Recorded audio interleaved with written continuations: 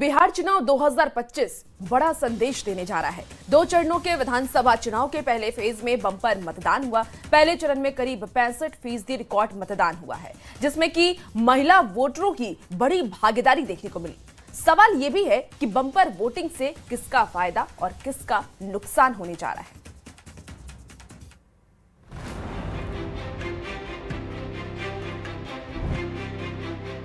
बिहार में पहले चरण में 18 जिलों की 121 सीटों पर जिस तरह से बम्पर वोटिंग हुई, उससे कई समीकरण बन और बिगड़ सकते हैं। वोटरों का उत्साह सुबह से ही देखा गया। वोटिंग ज्यादा होने पर पिछले 2 दशक से यही दिख रहा है कि सरकार को ज्यादा फायदा हुआ है।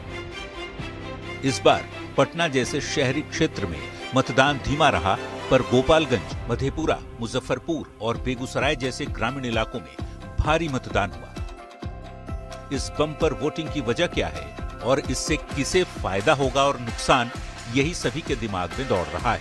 आमतौर पर ज्यादा वोटिंग का मतलब सत्ता विरोधी लहर से जोड़ा जाता रहा है, लेकिन हर बार नहीं। बड़ी संख्या में युवा और महिला मतदाताओं ने वोट डाला।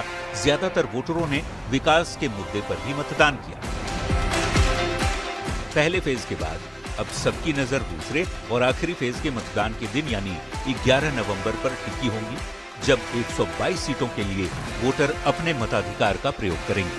पहले चरण में हुई बम्पर वोटिंग से सत्ता पक्ष और विपक्ष के साथ ही चुनाव आयोग ने भी खुशी जताई है। उम्मीद है 2025 का चुनाव बिहार में वोटिंग का नया रिकॉर्ड बनाने वाला है। Bureau report, news 18।